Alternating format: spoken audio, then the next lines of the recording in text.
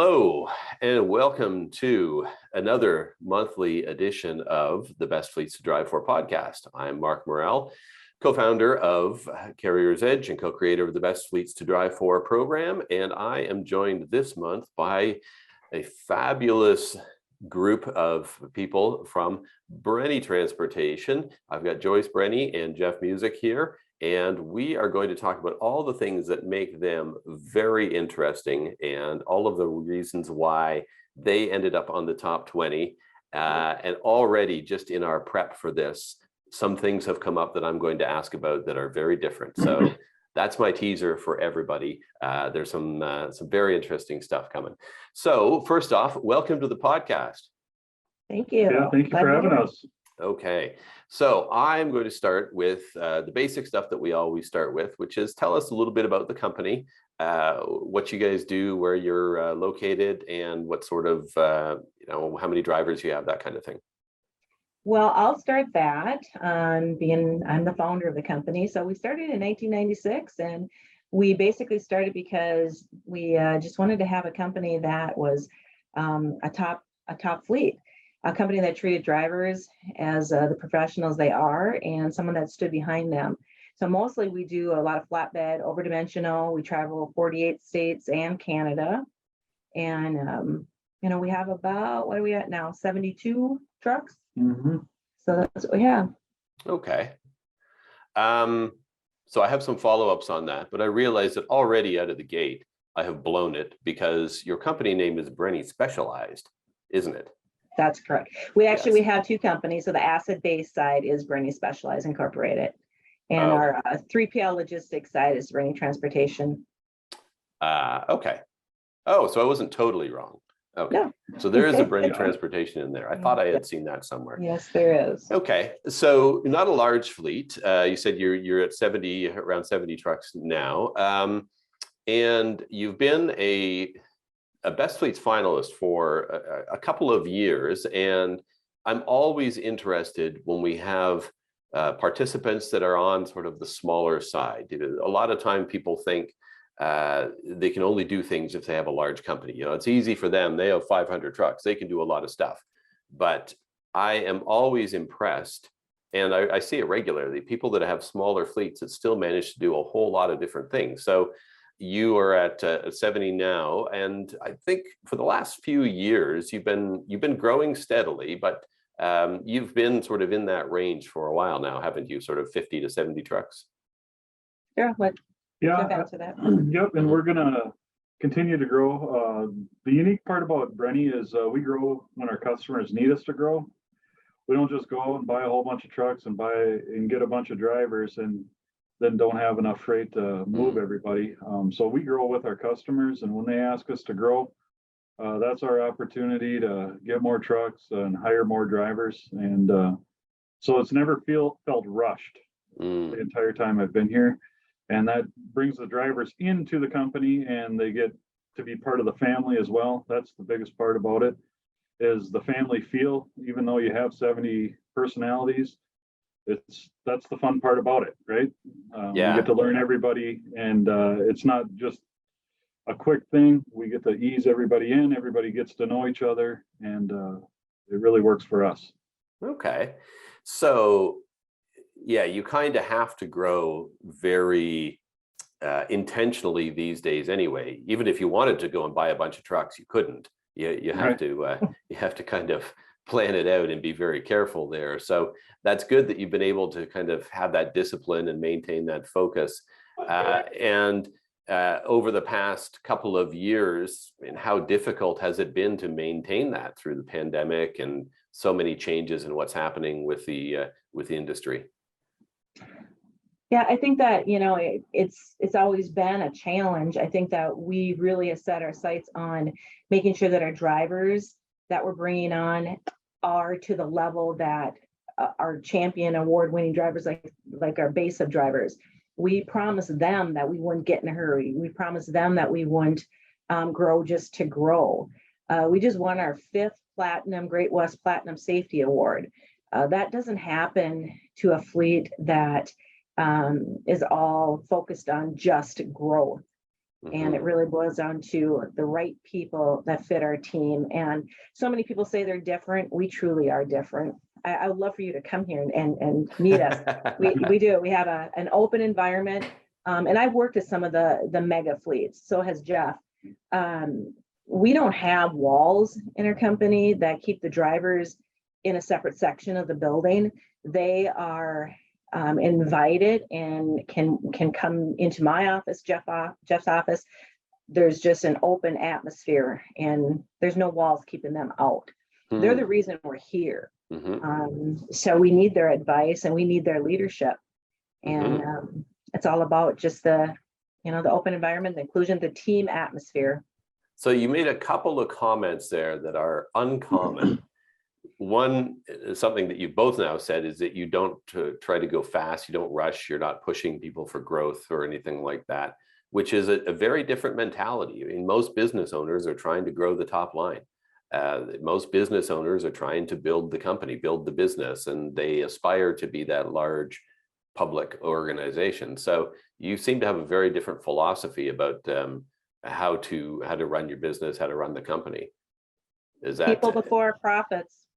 Well, yeah. I get eye rolls on that anytime someone says, "Oh my God, Joyce, you guys, you had your best year during the recession. We had one of our best years during the whole pandemic situation." Put people before profits, it'll happen. Yeah. Hard to do, but it'll happen. Well, it takes some discipline. I remember going to a leadership course a long time ago, and the mentality there was focus on quality and the profits will follow. So you're kind of doing the same thing, people before profits, but it's not people instead of profits. Right. You take care of your people and the profit takes care of itself, that sort of approach. So absolutely. Yeah. And what's a little unique with us during orientation is the families get to meet us at orientation and they just become part of the family as well. So significant others, kids, we always have somebody coming through and everybody knows everybody's name. And that's what really makes it unique too, to go off of what Joyce said. We are different because we know your wife, your child, your husband. We know their names and they sit down and they have lunch with us and they come to all the events that we have going on. So everybody's welcome. And that's the funnest part about it for me, seeing all the people smiling and having a good time as a family and as a big group at work. So that's leading to another question. So you kind of onboard the whole family rather than just the driver. I'm guessing that you're primarily hiring from your local area. Is that the case? Not necessarily. We'll anytime we have an opportunity to go outside of the state, we will. We go everywhere with our freight, so we can get anybody home at any time. So how do you get that whole family involved in onboarding and getting to know the family if they're based in a different state? Just like we're doing today, we do a video call with everybody and make sure, and then we have meetings where we have video available to them as well. Okay. So were you doing that before COVID? Were you doing that kind of video call with out-of-state people? Yeah, we started it prior to COVID and it just grew. COVID kind of forced us into growing that even more, but yeah. Interesting. And that kind of leads into one of the things that I wanted to talk about that's different about your organization is this whole focus on, well, there's a couple of things that come together. This, the family focus and the group participation and sort of everybody having a bit of a social mentality. And I don't necessarily mean social like getting together for parties and things, but having everybody sort of together. So one of the things that stood out in your interview notes was this Trucking Families Week that you do, which sort of seems to build on what you're talking about there with onboarding. So tell me a little bit more about the Trucking Families Week, how that came about and what you get out of it. Well, that started in 2012 actually.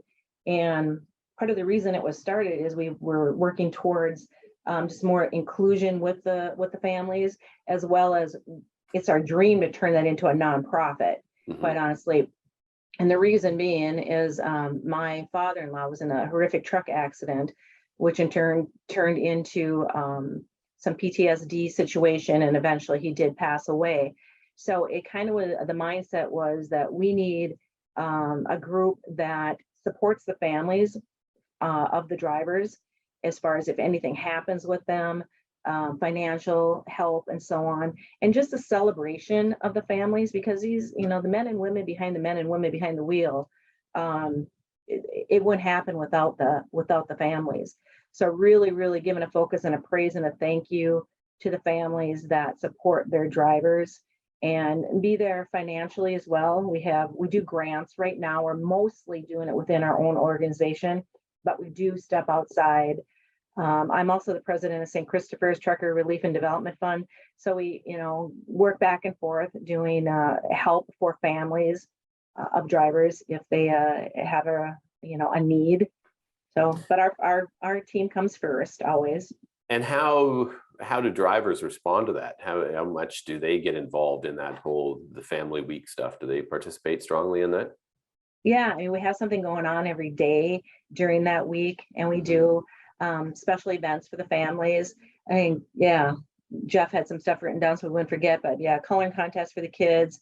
We do, give away door prizes, toys for children. Yeah, we have Rip Your Floats. We did a Rip Your Float Day. Of course, we have trucking movies playing, throughout the whole entire week, got to do that. But, just having the drivers know this is going on, and then they encourage their families to stop in if they can, or if they can't, then we mail them their thank you So gifts. what was that you said before the movies? Rip Your Float? Rip Your Floats. What is that? Oh, is that a Minnesota thing? Yeah, it's a glass of ice cream with root beer poured over the top of it. Oh, Like a root beer soda. floats. Okay. Yeah. I misheard you, and I'm like, Oh, what? okay. It sounded like you said ripping a float, and I'm like, what are you doing? You get a bunch of floats and rip them apart or something? But no, root beer float. Yeah, that I get totally. Yeah. Excellent. So that it sounds like the drivers really enjoy it, and so do you find there is kind of any sort of business benefit, or is it really just that it brings the team together and makes it feel more like a community? I would say it's more like a community.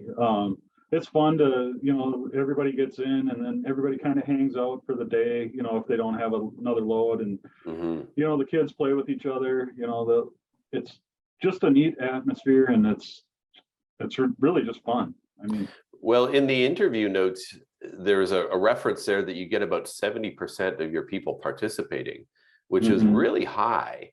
So how do you manage that from a scheduling and operations point of view? Like, how do you actually get people through the terminal within that period to participate? Well, they do a lot of work in dispatch just to make sure that this happens, so everybody can participate. Obviously, there's going to be times where loads or weather is going to slow things down, but we're well aware of it months prior to when this happens. We do it the same week every year. And like Joyce said, it's been going on for several years now. So this is not going to be a cheap activity for you then. You've got a lot of disruption to your freight. You've got all of the headaches of getting people in there and making it work. This is not sort of a light undertaking. This isn't just sort of giving ice cream to people on a Friday. And if they happen to be there, great. If not, too bad. You're actually making sure they get in there. When you look at our retention rate of 90%, I think it pays off. And I don't know if Jeff had brought up, but we do put the gift out there, if you want to call it that, every year for a team retreat. And if we make what we call our dream goal, then everyone is invited on a team retreat. And so that's a scheduling nightmare for the most part, trying to, have over the road drivers get back to go. And this year we're on track so far, but we're going to Puerto Vallarta, Mexico. Nice. And so you have that many trucks coming in, making sure that, they can be gone for 4 or 5 days to go on a team retreat and then switch again. It's a major scheduling nightmare.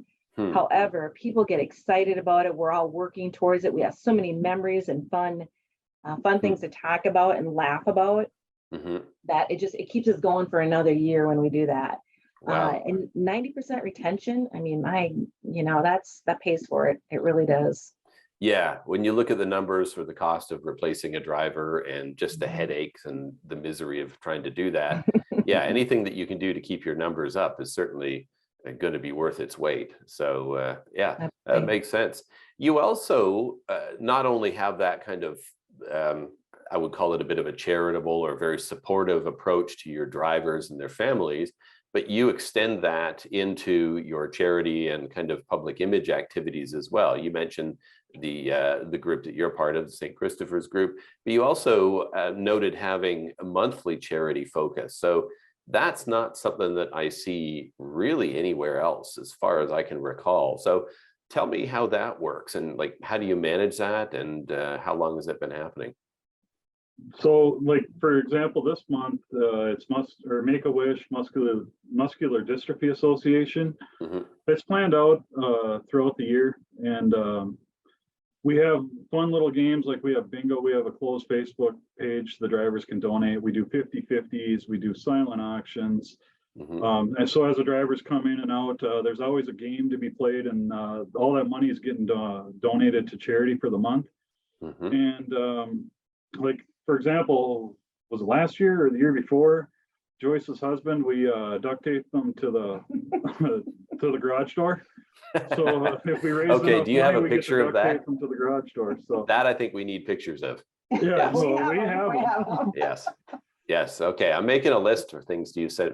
You So there's a pictures bunch of after. goofy things that are always going on, and Yeah. we're making money for charities, and it's everybody enjoys it, and it's just fun to do. So how do you manage that in the context of your day-to-day jobs? Well, you all have jobs to do, and at a company your size, you don't have 50 people in the office. You're going to be a fairly small team in the office, I'm sure. So you all have things to do. How do you manage to stay on top of all of these things, like figuring out what charity, organizing the plans? How do you do all of that? Well, with the logistics side, we do have 50 people in the office. So Okay. we take turns. Every department will have a month, and they're the ones that run the charity. So they come up with ideas on what we can do to Okay. raise money and so on. But That's a good way to do it. it's- So you rotate it from one department Yep. to another, and everybody Yep. decides. Do drivers get involved in that decision making as well? Yep. And Okay. actually, the driver review board has a month of their own too. So Mm. the driver review board has January. So Okay. whoever's on that, and typically it's 5 to 6 individuals that are on the driver review board. So Mhm. they tend to pick the St. Christopher's or a trucking Mhm. type charity for their Mhm. charity, and Mhm. do fun things involved Okay. that drivers would get a kick out of. So yeah. Oh, nice. No, that's a good way to do it, because you share the load, you share the effort, and everybody contributes, and it becomes more of a team activity. So then you're going to get higher participation rate. Yes. Yeah. Mhm. Yeah, it's good, because a lot of companies try and do charity stuff, and the approach is management picks these 3 charities because that's what they believe in, and then goes out to the drivers and say, okay, we're doing this, now contribute. And the Right. drivers, and sometimes they feel kind of put upon that they're being asked to contribute or do free work for some charity that they don't really care about. But Right. by bringing them into it the way you're doing, they get involved, they have a say in it, they're much more likely to feel good about participating because they're going to have a month to pick their own. So that's cool. Absolutely. Yeah, Yeah. no, that's a great idea. Great idea. I want to go back to something that you mentioned. You kind of glossed over a little bit, and I think it bears repeating and drilling into a little bit. You mentioned your retention rate of 90%. Given the type of work that you do, that's pretty significant. That's very uncommon. So I want to just sort of dwell on that a little bit and make sure that that doesn't get glossed over, that people don't miss that, because that's really noteworthy in a fleet your size, the type of work that you're doing. That's a very good number there. So people need to pay attention to that. Absolutely. Right. So I mean, the biggest thing about that is we can get you home. Mhm. You know, you ask for time off, we're going to get time off. Life happens. Mhm. You're going to need a few extra days at home. We Mhm. want you to take that. You know, that work-life balance is huge, and we take it very, very seriously. I mean, the only thing that's going to really stop you from getting home is maybe weather. So our dispatch team knows that if we have a time off request, that is number one with a bullet to make sure that our drivers are getting home. Well, And I think you are probably underselling yourself on that a little bit. yep, I know I am, and I think Joyce says because every company says that. I'll tell you, I've never interviewed a company in the Best Fleets program after 14 years. I never interviewed a company who didn't say some variation of that. They all say it. And most of them work fairly hard to make it a reality. What's different is that because you bring everybody in and make them feel part of all of the things that they're doing, they trust you to deliver on it, number one, and they're more likely to give you a pass if it doesn't happen for some reason, because they understand that they're part of a team.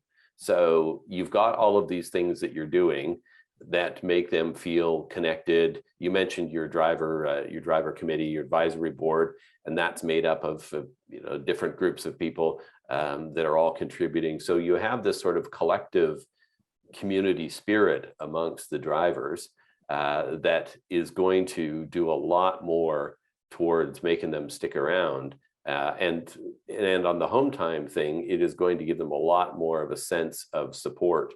If you look at and I'm sure you've looked through your fleet report and seen the comments from the drivers, and there's a lot of that sense of support that doesn't really happen everywhere. I mean, everybody says they'll get you home. Everybody, for the most part, really does make a concerted effort, and there's varying success rates. But what stands out with you guys is that communal feeling amongst drivers and office staff that it really is everybody working together. So I think that's probably a good part of the reason why you have that retention rate.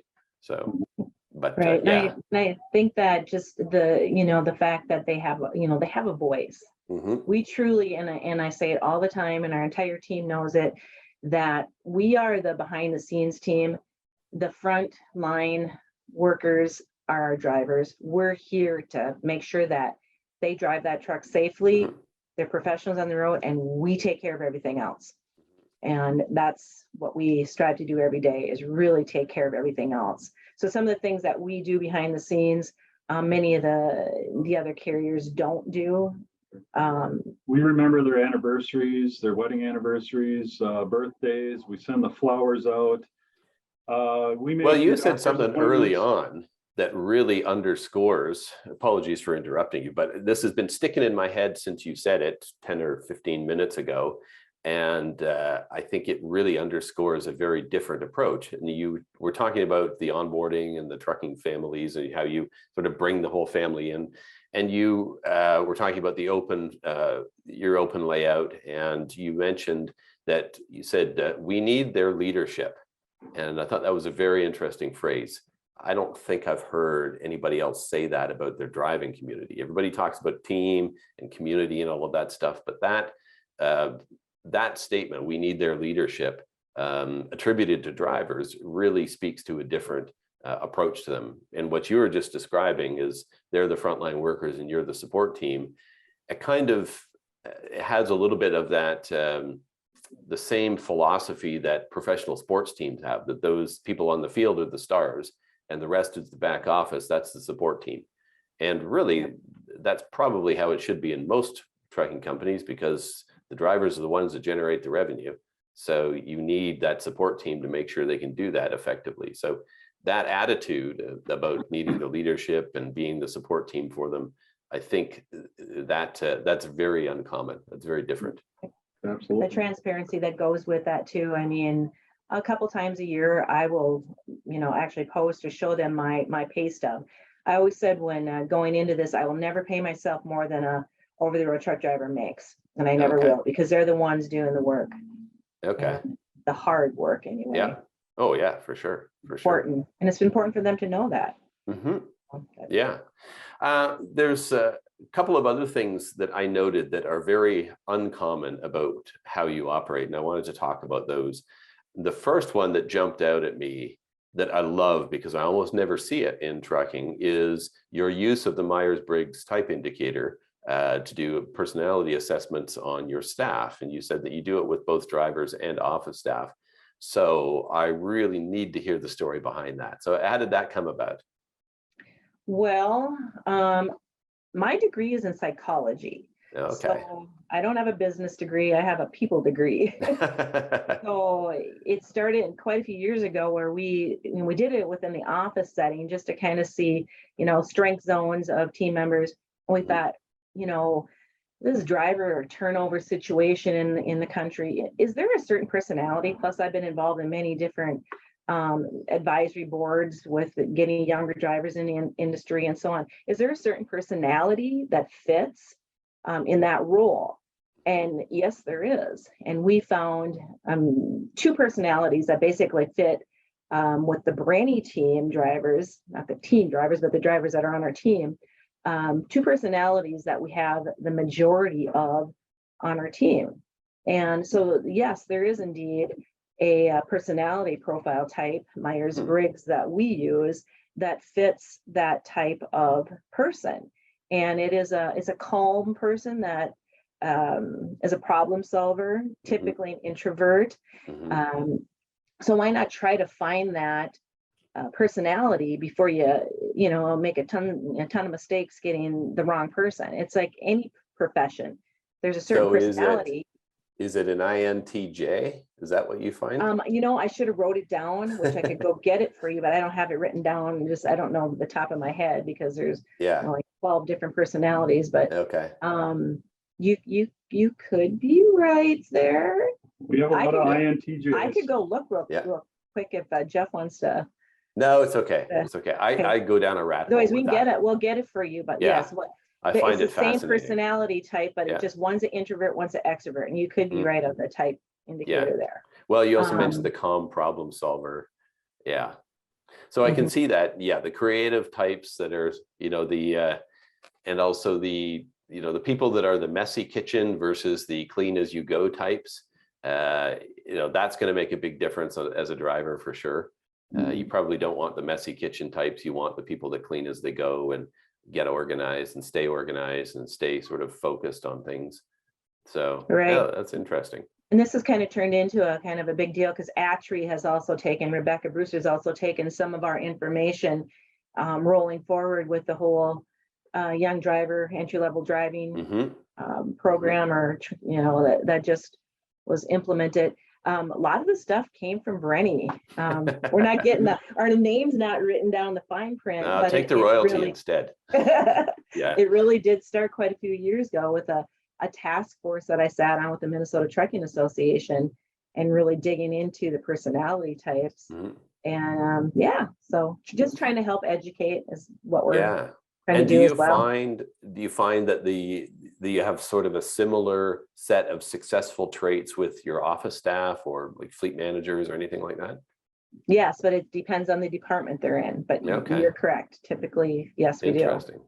So is that something that you use? We've taken it a little further than that. Sorry, go ahead. We've taken it a little bit further than that. I also sit on the advisory council for one of the biggest trucking schools in Minnesota. And they have now implemented that into their program as well. So they're taking a look at it as well and kind of following kind of what we do. So it works well.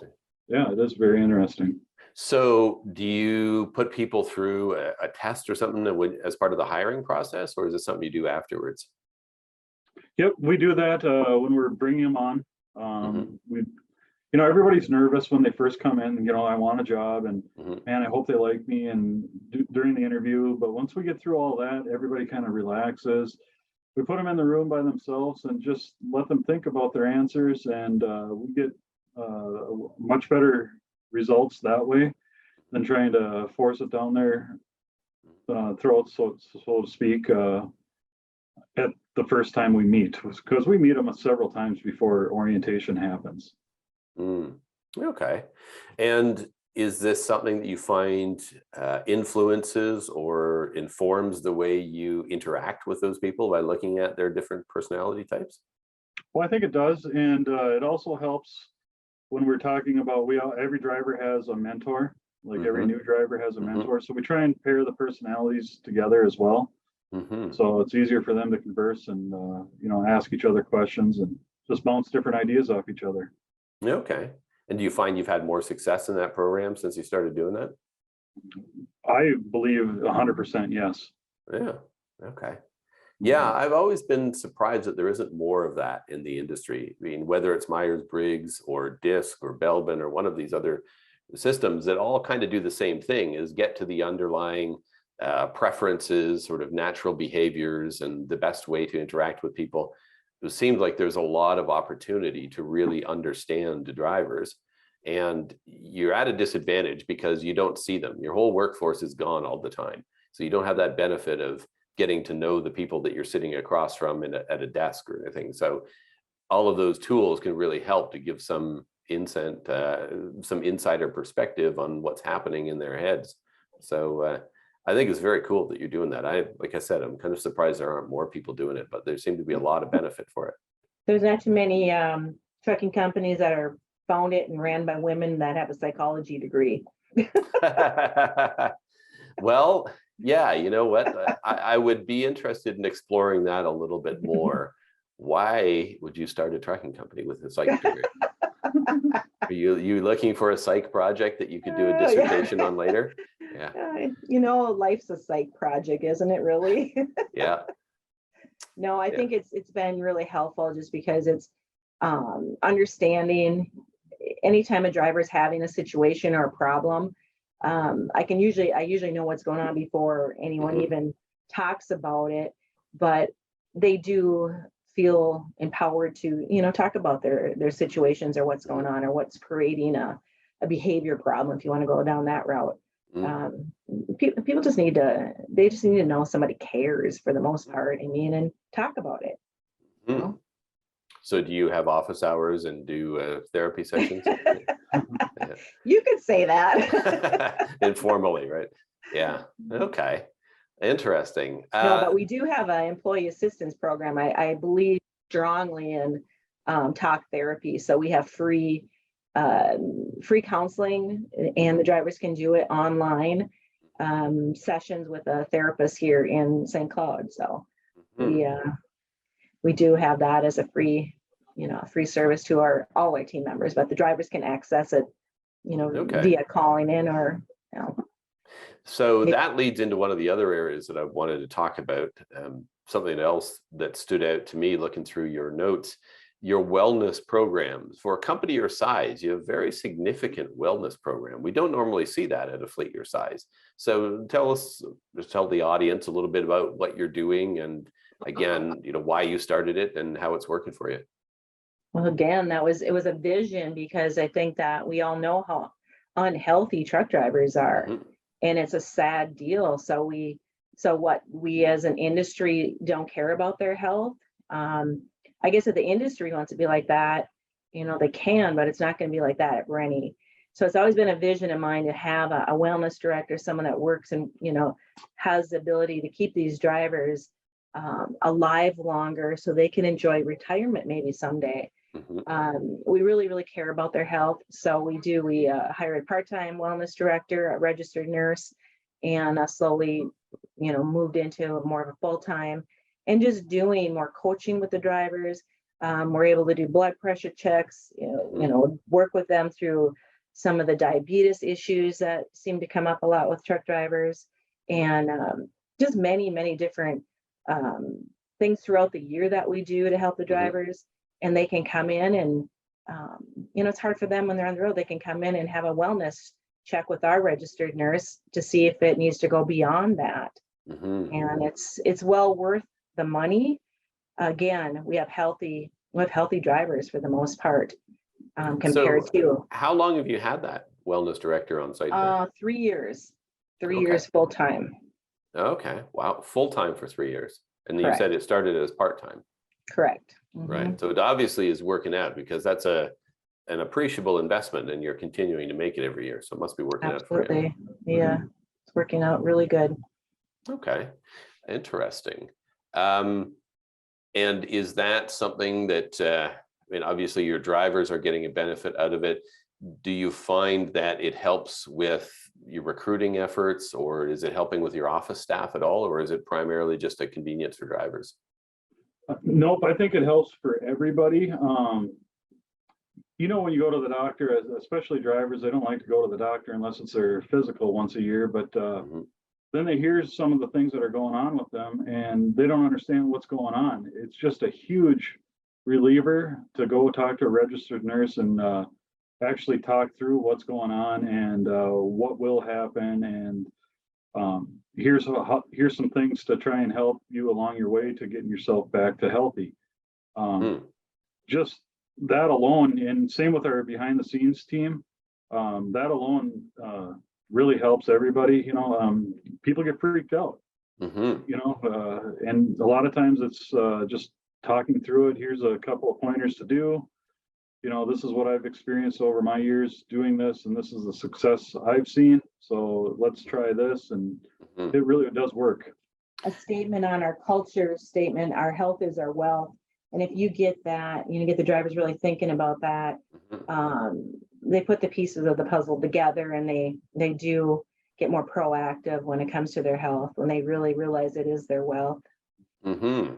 We've had a lot of weight loss in the last 3 years. So I wish we would have kept track of the pounds, because we have weight loss challenges and walking challenges, 5K challenges, all these different things just to keep us aware of, you know, the exercise, because we don't get a lot of exercise as truck drivers. And there's always something going on like that too, you know, like, hey, I can do that 5K, you know, and then the whole family does it, and we participate with different customers in the community that do have those 5Ks, and our drivers and family do that as well.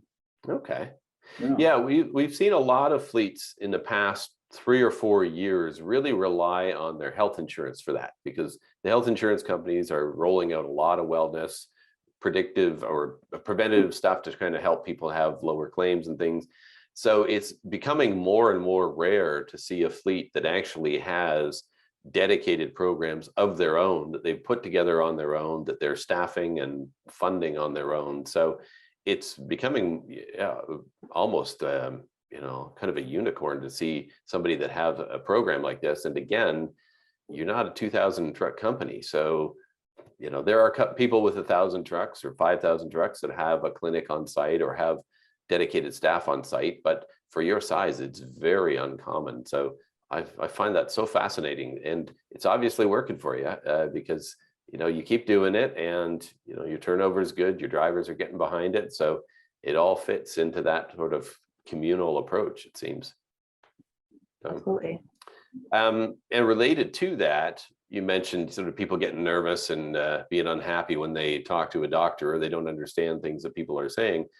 That also happens in the area of financial and legal issues, and right around that, you also have something interesting there that you've done, which is your team assistance grant. So can you talk a little bit about that? Let me see that. Yeah, again, that kind of stems off of the whole trucking families, and we started that in conjunction with trucking families to offer a team assistance grant to help the families if something does come up financially that they can't quite handle. We actually, just to give you an example, a couple of weeks ago, one of our drivers' mother-in-law, her house burned down. So we actually took money from the team assistance grant and helped her relocate and buy groceries, additional clothing, and so on.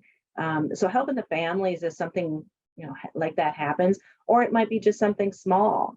You know, maybe it's you know, don't have enough money for Christmas presents or something, you know, just with all the weirdness going on, spouses being laid off in the last couple of years. So we helped a lot with that as well, just smaller amounts and so on. But yeah. And how is that funded? Like, where does that, it's funded from the team. It's funded from the team, right? So some of it, one or two of our monthly charities throughout the year is actually our team assistance grant. Okay. Right. And so the money comes, the team helps the team. Okay. So you sort of tie it all together into that, bring in charity home kind of thing. Absolutely. Right. Yeah. Nice. Okay. And so those are all the serious questions that I had. But I have to ask now about Teddy B Truckin'. So tell me about what's Teddy's story? Well, Teddy's story is Teddy B Truckin' is it's kind of fun. You wouldn't believe who's in it, but that's me. Yeah, okay. So Teddy comes out to different events and he dances, he smiles. I mean, Kids love them. kids love him. Mhm. We get so many kids that want to take pictures. We were just down in Matt's, and Teddy would come out a couple times a day and just dance around the truck. And then you wouldn't believe how many high fives and pictures and photo opportunities they get. And he likes to take action shots. Sometimes he's driving. Sometimes he's digging in the garbage. You know, it's always something with Teddy. You can't control him. Okay. So I imagine you try to have fewer shots of him digging in the garbage. More Well, shots there's of him. one at Matt's. He was hungry for pizza. All right, excellent. So we'll wrap it up a little bit with a bit of an administrative item. And you've been through the Best Fleets to Drive For program a few years, on the top 20 this year. So are there particular things that you do to get ready for it, or things that you do to kind of make sure that you have all of your ducks in a row for that process? That's a hard question. I think we just do what we do. I mean, Yeah. It's so hard. It's hard to believe everything that's going on here. We're used to it, so you have to pull it out of us because that's just who we are and what we do. And you know, the driver review board, they help a lot. You know, with the different changes that they have to approve any change that affects a driver throughout the year. So we continuously have those kind of meetings and those kind of discussions as well. Interesting. And they make our bonus program. They figure out where our price is for freight, or paying drivers. One interesting thing that we came up with is we have some origin pay. I wanted to talk about that. So every time you pick up a load, you get paid. And we don't see anybody doing that. We added destination pay this year too. We started with just origin pay. Because the driver, again, that's one of the driver's biggest complaint that we're hearing is they're not getting paid for all their time. So we had some customers that were a little reluctant to give us that money when we started, asking for it. And then we did that about 2 years ago, origin. Then we added destination pay this year. So they're getting paid at the origin and destination, like a stop pay. And so I'm still stuck on, you have your driver review board that has sort of the power, the authority, and all of those types of things. Right. That's really unheard of. Yeah, we have a driver review board meeting once a month. So they're, in the loop of the questions and, anything that we can change, any issues we have. If there's a driver that's having some issues, they know about it, so they can help coach that person to a better place, or if it's a safety related situation. They're really involved in the know of everything, from finances to every safety issue. That's really interesting. Bringing them in that close on policy changes, on compensation, that's very unheard of. And this year they put together a program. Every clean inspection the drivers they get $25. Plus they get another raffle ticket to win a 4-wheeler at the end of the year at our safety banquet. So that's now, have you ordered that vehicle yet? Because we'll probably order it soon. Yeah, we learned that last year. We got one, but it took a little bit. Okay, well, that's cool. So on top of all of the other stuff that you're already doing, you're continuing to add new things all the time.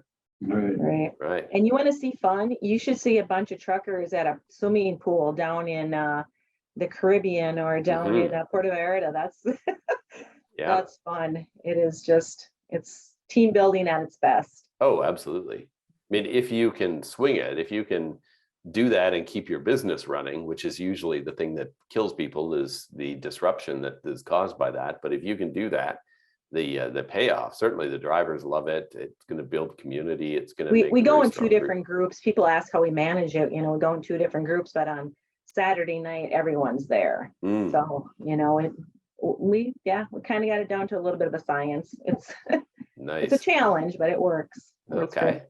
Wow. That is, I think, a pretty good place to wrap up. We've certainly made it clear to everybody why you're on the top 20, and you've got some great ideas that other people can share and learn from. So thanks very much for participating. And yeah, I really appreciated this conversation. Thanks, Mark. We Thank appreciate you. the time.